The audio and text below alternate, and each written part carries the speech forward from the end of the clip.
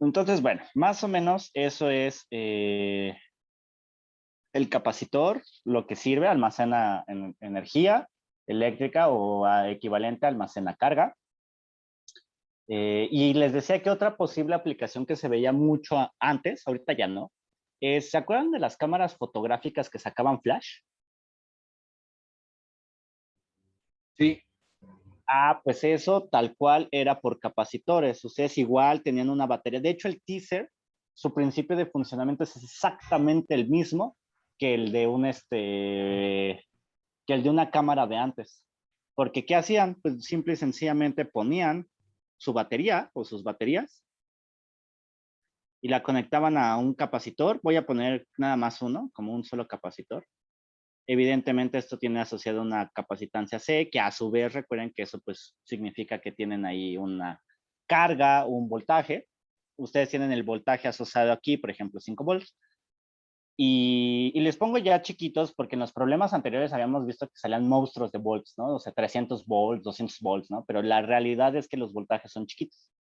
5, 10, 15, lo máximo es 120 y estamos hablando de voltaje en corriente alterna. No me meteré en la diferencia entre corriente alterna y corriente directa. El principio de volts sigue siendo potencial eléctrico, punto, ¿no? Que es lo que tenemos asociado ahí a una carga, ¿no?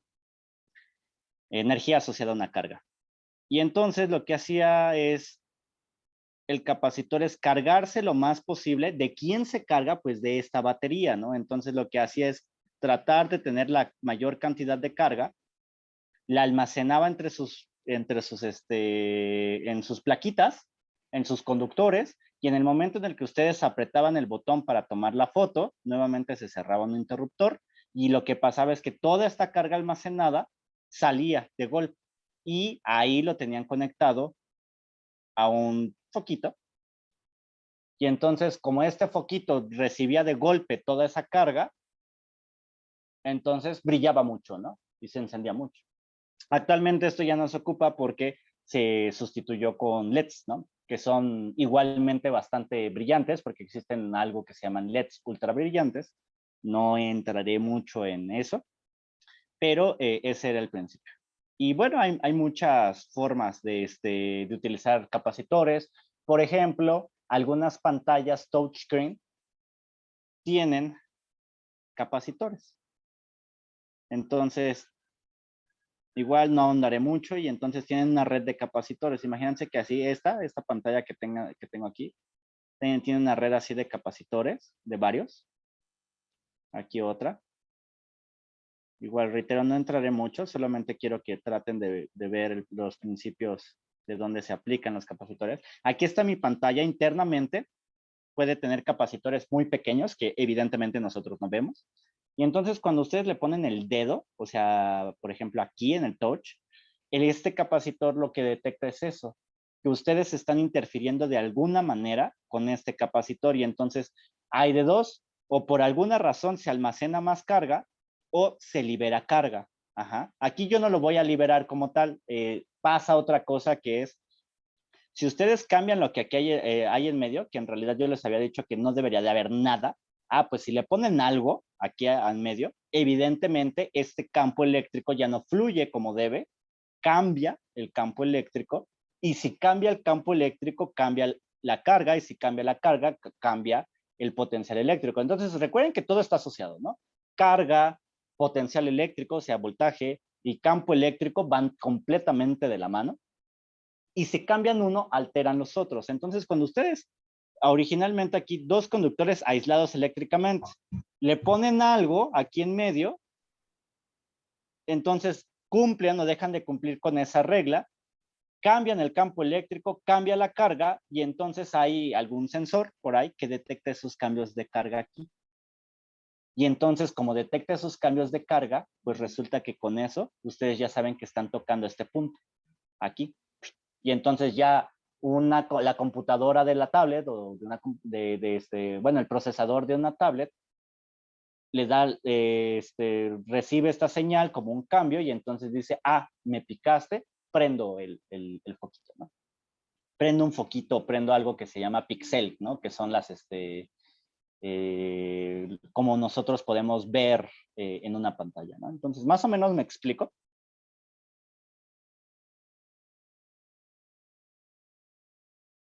Sí, profe. Pero bueno, tengo una duda. Ahorita comentó Dime.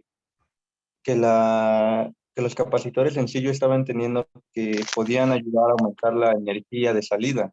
Claro. Pero ahorita comentaba que también entonces puede ayudar a disminuirla o no. Sí, claro, claro, claro. Exactamente. Generalmente se utiliza para aumentarla, pero en el caso, por ejemplo, de estas pantallas, yo necesito calcular esas fluctuaciones. Entonces, lo que hago es, pues los lleno, los capacitores hasta donde pueda, y entonces yo sé que tienen su energía límite, ¿no? Si yo los altero de alguna manera, como les dije, yo sé que baja la energía y entonces eso es lo que detecta, esa caída, ¿no? Podría funcionar también a la inversa, aumentarla. Sin embargo, es más difícil con un dedo. En la realidad es mucho más difícil que un dedo pueda aumentar energía. Porque un dedo es algo que se llama, es un dieléctrico, quiere decir que no es un conductor, y entonces ahí la redistribución de carga se hace un relajo y no es tan fácil. Pero por a la inversa, yo cargo mis capacitores hasta el full, y entonces en el momento en el que yo aquí los perjudique de alguna manera, detecto ese cambio de energía que por lo general es hacia abajo. Uh-huh. Ok, gracias, profe. Ok. Otro capacitor, la Tierra como tal, como planeta, es un capacitor esférico gigante. Entonces, así se producen los rayos en realidad. Vean la Tierra, imagínense que la Tierra está así, lo estamos viendo de frente, de lado, como quieran, y hay nubes, claro, nosotros tenemos nubecitas, lo voy a poner como por aquí. En una región tenemos nubes así. Entonces, las nubes fungen como conductor, la Tierra, sobre todo en la corteza terrestre, tiene carga eléctrica, entonces funge también, y entonces digamos que aquí es un poquito mucho más complejo, pero la idea es la misma. Se genera una carga, vamos a poner positiva. No necesariamente tiene que ser positiva o negativa, arriba o abajo, las cargas se pueden cambiar, y una carga negativa, ¿no? Y entonces, si se dan cuenta, cuando se generan nubes, las gotas de agua generan estos cambios de carga o redistribución de carga. En las nubes hay redistribución de carga. Y entonces aquí tenemos carga positiva, en la Tierra tenemos carga negativa. Y entonces, por principio se genera un campo eléctrico aquí. Y entonces, como se genera un campo eléctrico ahí, ya tenemos todo, ¿no? Tenemos lo de aquí, ¿no? Campo eléctrico, tenemos dos conductores, por así decirlo, la Tierra y las nubes.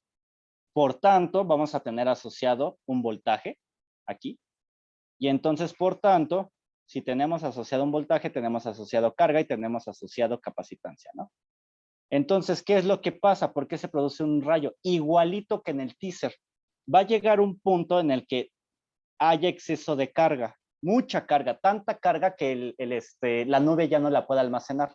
Así como en el teaser, de hecho el principio de funcionamiento de un teaser es igualito al de un rayo. Tienen carga completo, quiere decir que su capacitor está completamente lleno, pero en la naturaleza resulta que a la naturaleza le vale y le dice, pues yo quiero seguir poniendo carga aquí, a mí me vale, ¿no? A ver qué haces. Y entonces la nube lo que tiene que hacer es, de alguna manera, descargarla. Así como en el teaser apretábamos un botón que hacía que la carga fluyera, pues algo semejante ocurre en la naturaleza. Llega un punto en el que la nube ya no puede almacenar tanto, pero le sigue llegando y lo que debe de hacer es sacarla de alguna manera. ¿Cómo la saca? Pues tal cual, así, digamos que muy chundamente, la saca de la nube, pero ya tiene tanto almacenado que saca una buena porción y esta carga se ve en forma de rayo, porque eso es lo que está pasando. Lo que estamos viendo, un rayo, es la descarga de un capacitor, viéndolo a la Tierra como un capacitor. Entonces, ese es el principio de cómo se genera más o menos un rayo. Entonces, hay mucho, ¿no? Hay mucho de esto de los capacitores, ¿no? Pero bien, entonces para que vean justamente que todas estas ideas que hemos visto de carga, campo eléctrico, potencial eléctrico y ahora capacitancia, todas están relacionadas entre sí. Si una cambia, todas cambian.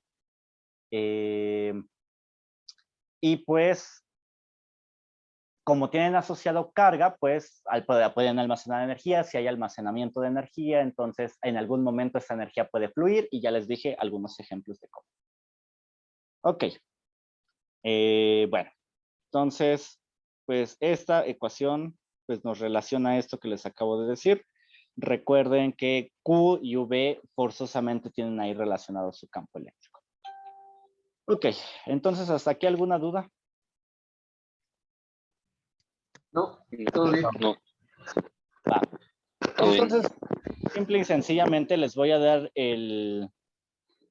si nosotros tenemos, voy a volver a pintar un capacitor de placas paralelas.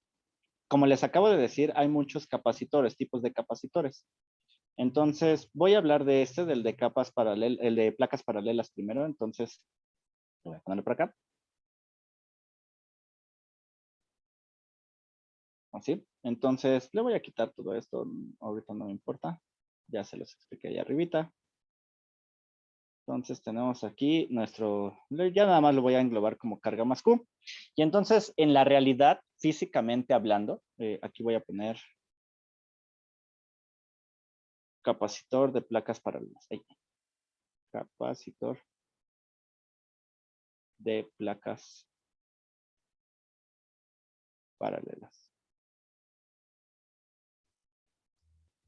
Entonces, nosotros tenemos esto. Ya le voy a agregar aquí ahora esto, que es como una conexión, que es donde se va a conectar nuestro circuito. Reitero una vez más, los capacitores requieren estar conectados a un circuito, si no, no almacenan nada. ¿Ok? Entonces, la carga Q, sus ecuaciones son: la carga Q es igual a epsilon 0 por el campo eléctrico generado aquí. Recuerden que aquí tenemos un campo eléctrico, por el área. Entonces, esta es una. Y a su vez, ya hablando de cálculo de capacitancia, no me voy a meter, bueno, el voltaje va a ser igual al campo por la distancia, donde la distancia es la separación que hay en nuestras placas. Y finalmente, pues, si nosotros hacemos uso de esta fórmula, Q entre V, entonces nos queda que el capacitor es Q entre V, y esto nos da epsilon 0 por A entre la distancia. Entonces, recuerden que Q se mide en coulombs, V se mide en volts, y capacitancia se mide en faradios. Son las tres ecuaciones que rigen el comportamiento de un capacitor. Y entonces aquí, de un capacitor de placas paralelas. Si se dan cuenta, si cambian el campo eléctrico, cambian la carga. Ajá. Si cambian el campo eléctrico, cambian el voltaje. Y si cambian cualquiera de esos dos, cambian la capacitancia. Entonces, realmente lo que les decía, ¿no? Están carga, campo eléctrico y potencial eléctrico, y por tanto ahora capacitancia, están íntimamente ligados, ¿no? Porque tienen que ver con fuerzas eléctricas, campo eléctrico, energía o potencial eléctrico, ¿ok? Luego les voy a enseñar otro capacitor común, que es un capacitor cilíndrico.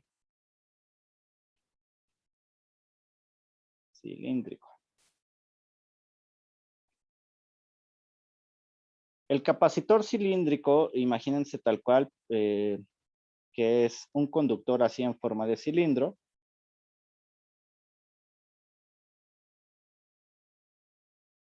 ¿Sí? Y aquí adentro va a tener otro. Entonces es un cilindro hueco. Entonces imagínense que doblan una hoja de papel y después agarran una hoja de papel tamaño oficio, o sea, más grande, y ambas las hacen rollito. ¿Estás de acuerdo que ustedes pueden meter una dentro de otra sin tocarse, ¿no? En forma de cilindro. Entonces, visto transversalmente, eso equivaldría a nosotros tener aquí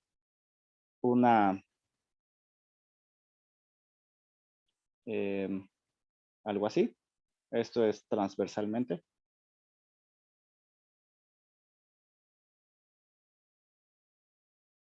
Y entonces podemos tener, por ejemplo, aquí menos Q en el conductor de afuera. Y podemos tener en el conductor de adentro más Q, ¿no? Por ejemplo. Entonces, si se dan cuenta, pues se generan también ahí capacitores. Bueno, se genera aquí un campo eléctrico de esta manera. Ahora es radiante, ¿no? El campo eléctrico es radiante, ya no es paralelo como el que veíamos acá arriba, ¿no? El de aquí es paralelo, el de acá es radiante. Y entonces, bueno, dentro de estas ecuaciones, déjenme hacer esto un poco más grande. Lo voy a poner que aquí tenemos en la superficie más Q. Y tenemos de aquí distancias. Por ejemplo, el radio que hay de el centro a mi primera hoja de papel, por así decirlo, que ese radio lo voy a llamar A. Y luego tenemos el radio que hay del centro a la otra, que ese le llamaremos B. ¿Ok?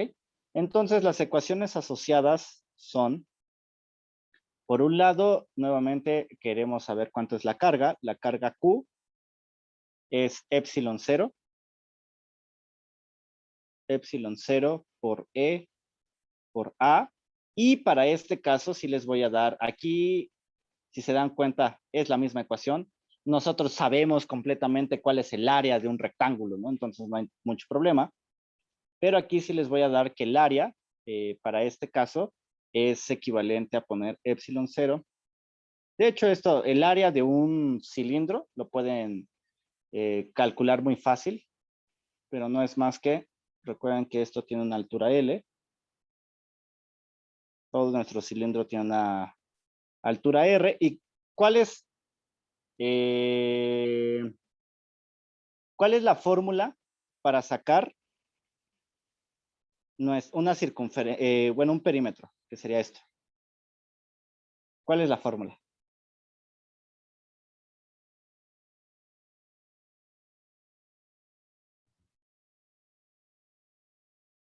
Es pi por radio al cuadrado, ¿no? No, ese es el área. Para sacar perímetro de un círculo.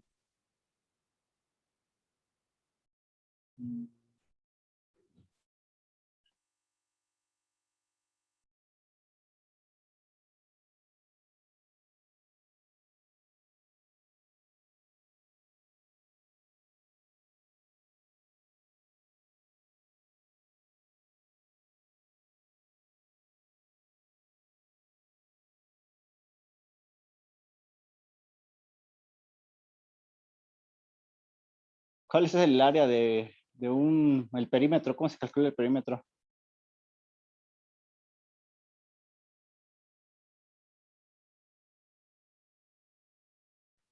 Multiplicamos por pi por radio, ¿no?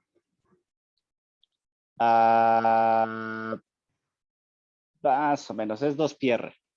Entonces, si el perímetro es 2pi por r, si yo quiero pasarlo a tercera dimensión, lo multiplico por el largo, ¿no?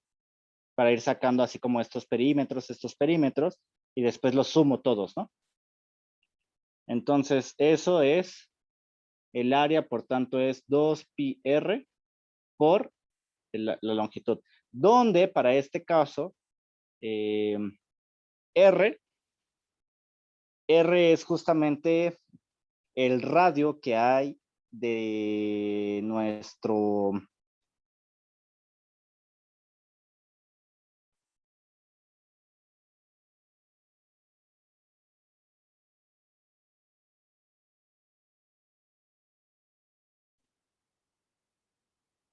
R es justamente el radio.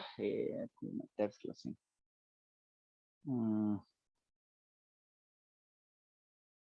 Ya.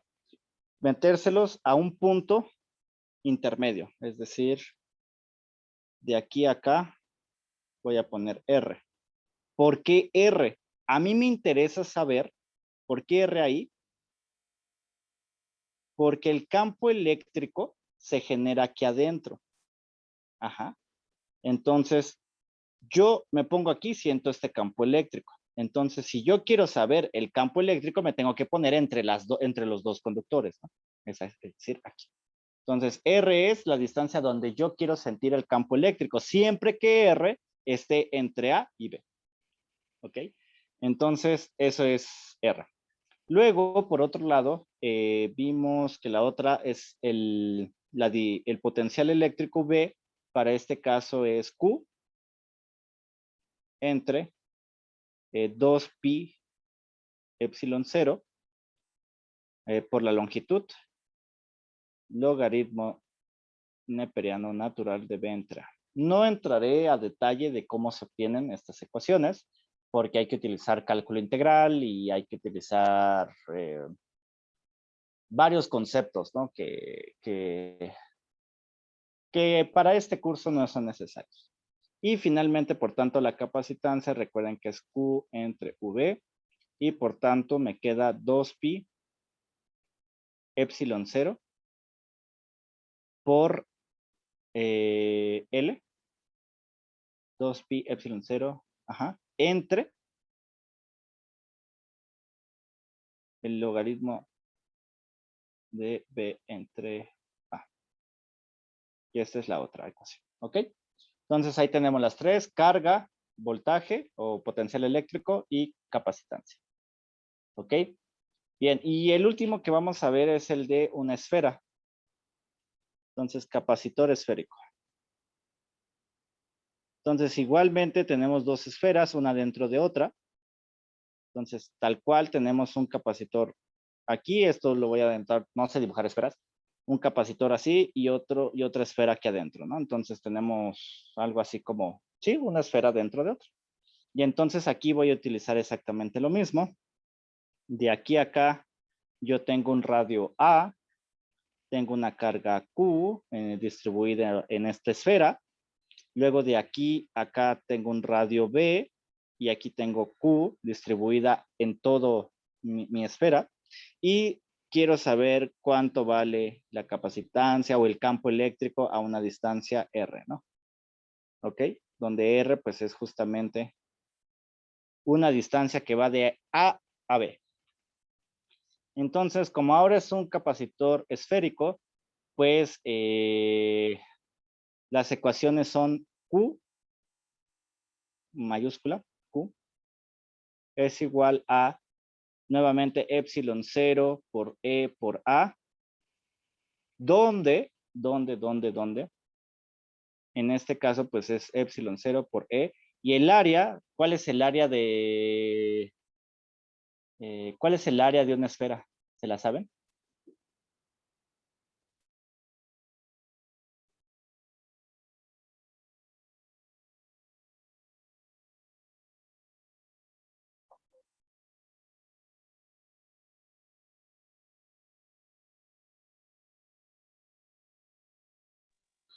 No. Es El área, por pi al radio al cuadrado, ¿no?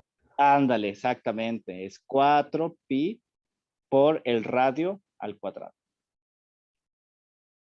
Exactamente, muy bien. Entonces es eso, ¿dónde el radio? Recuerden que es carga porque, perdón, es radio porque justamente queremos saber lo que siento aquí, ¿no? Que es donde se genera todo, ¿no? Donde se genera el campo eléctrico. Luego, por otro lado, tenemos que obtener V, y en este caso V, que es el potencial eléctrico. V es Q entre 4pi epsilon 0 por B menos A entre AB. Y donde finalmente capacitancia es igual a, recuerden que es Q entre V, 4pi epsilon 0 AB entre B menos A. Y ya está. Entonces, estos tres capacitores son los que vamos a estar ahí viendo. Bueno, son los más comunes. No significa que sean los únicos, o sea, hay muchos más capacitores, ¿no? O sea, entonces no se confíen, ¿no? Hay bastantes. Entonces, por ejemplo, vamos a hacer aquí un pequeño ejemplo, o sea, muy sencillito. Por ejemplo, con el capacitor de placas paralelas. Entonces, vamos a suponer que tenemos, a ver, ejemplos. Entonces, calcular,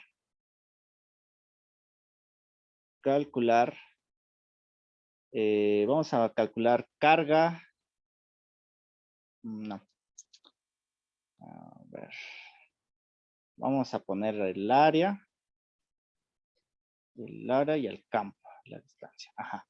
Entonces, calcular Q, V y C de un capacitor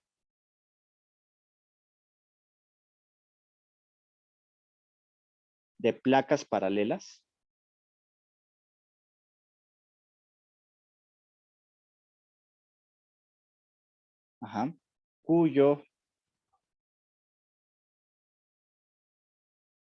cuyas dimensiones de cada placa, o directamente vamos a poner el área, ¿no? Cuya área es igual a, no sé, 2 por 10 a la menos 4. Claro que son pequeños. Por 10 a la menos 4 metros cuadrados. Recuerden que el área es en metros cuadrados. ¿Ok? Tenemos el área sometido a un campo eléctrico. Sometidos a un campo eléctrico.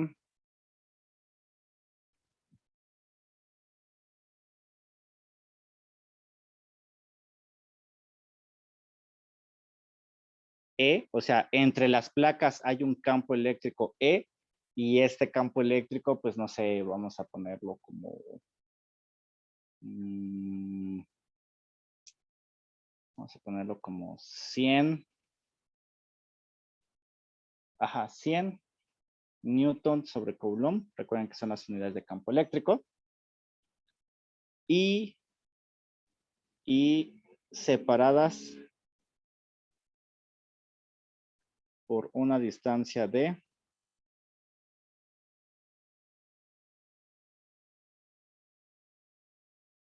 igual a 1 centímetro. Es mucho, ¿eh? Pero bueno, a ver, entonces, vamos a ver. Voy a traerme de aquí este dibujito y sus ecuaciones.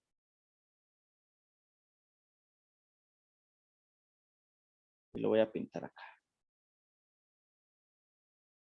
Ok, entonces lo tengo de esta manera.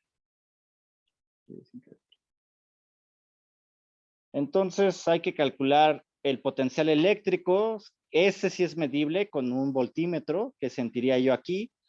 La carga que habría que emplear para generar eso, ¿no? Dadas las dimensiones. Entonces, dadas estas dimensiones y ese campo eléctrico que quiero que se genere, yo quiero calcular la carga y el potencial, y de ahí la capacitancia, ¿no? Entonces, vamos a empezar con carga. Entonces, carga, pues es igual a epsilon 0 por E por A, ¿no? Y para este caso, recuerden que epsilon 0 es 8.85, que son los valores de epsilon 0 más comunes.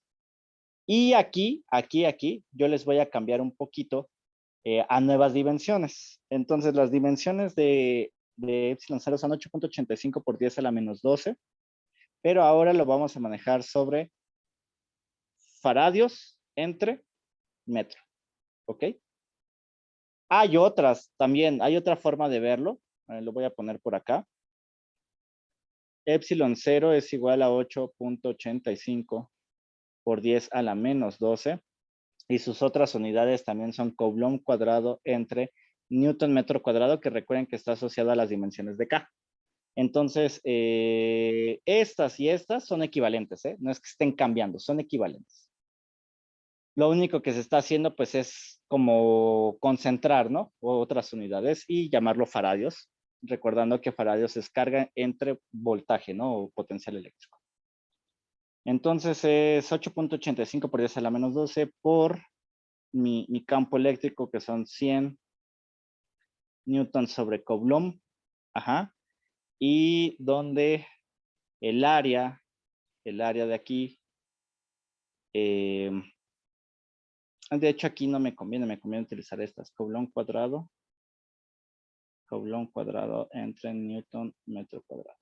Y el área habíamos dicho que es de 2 por 10 a la menos 4 metros cuadrados.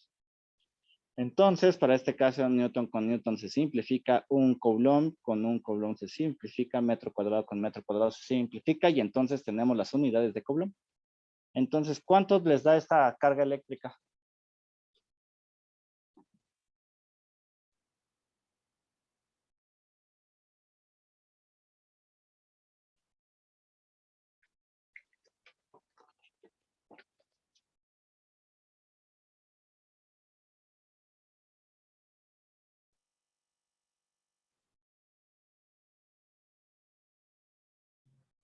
Me dio 1.77 por 10 a la menos 13. ¿A la menos 13?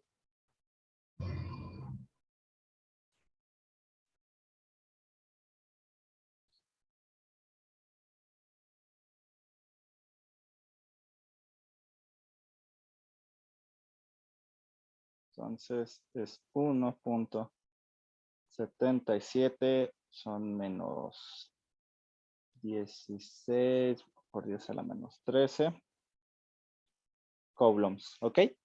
Entonces tenemos en realidad una carga pequeña, se necesita una carga pequeña relacionada con las otras cargas que hemos visto, y es de 1.67 por 10 a la menos 13. Recuerden que por 10 a la menos 6 es micro, por 10 a la menos 9 es nano, y por 10, ¿alguien sabe cómo se llama el que le sigue? O sea, el que sería el por 10 a la menos 12.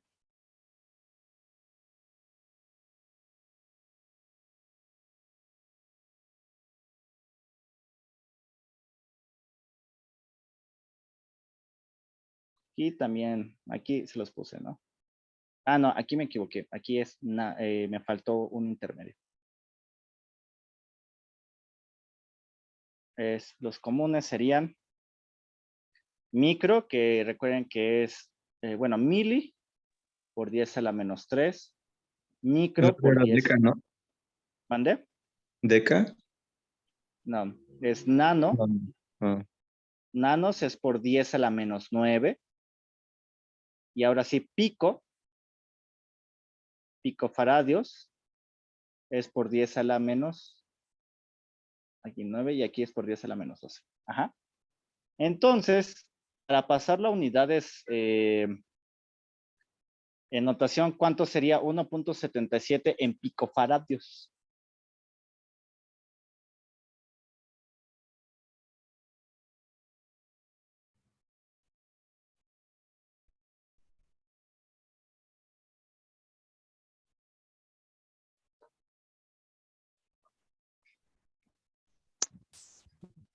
¿Se tendría que multiplicar? ¿Por cuánto?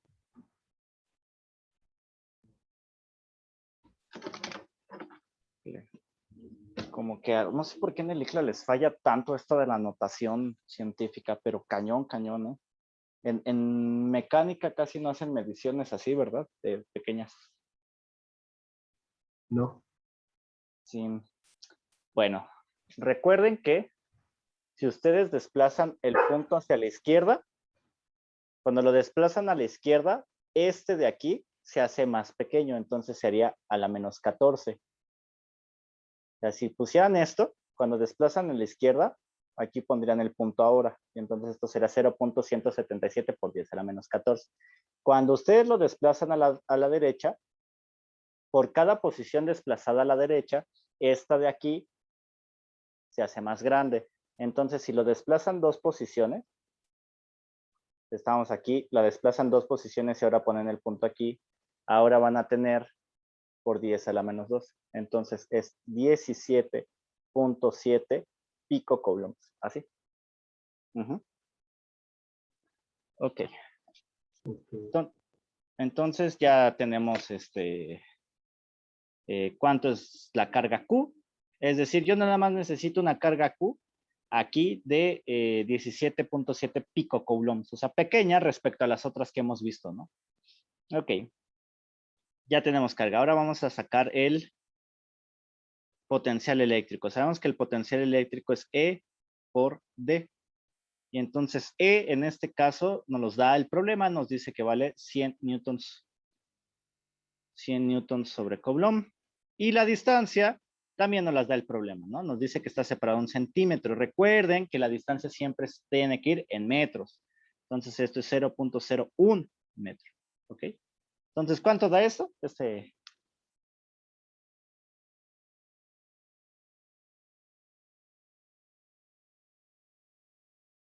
Está casi inmediato.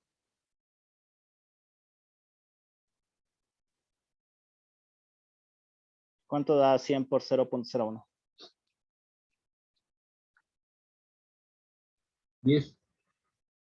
¿Cómo? No, No es cierto, es 1, perdón. no, ajá. 1. ¿Y qué unidades tiene el potencial eléctrico?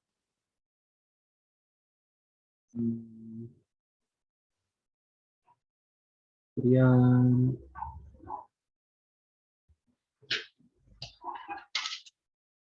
Volts.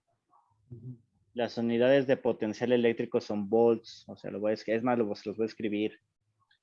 Ok, y finalmente ahora hay que hallar la capacitancia. La capacitancia no es más que dividir Q, que son 17.7 picocoulombs, entre volts, ¿no? Un volt. Entonces, recuerden forzosamente para hacer esta división yo necesito poner el 17.7 por 10 a la menos 12 coulombs entre un volt. Y entonces la capacitancia va a ser de 17.7 por 10 a la menos 12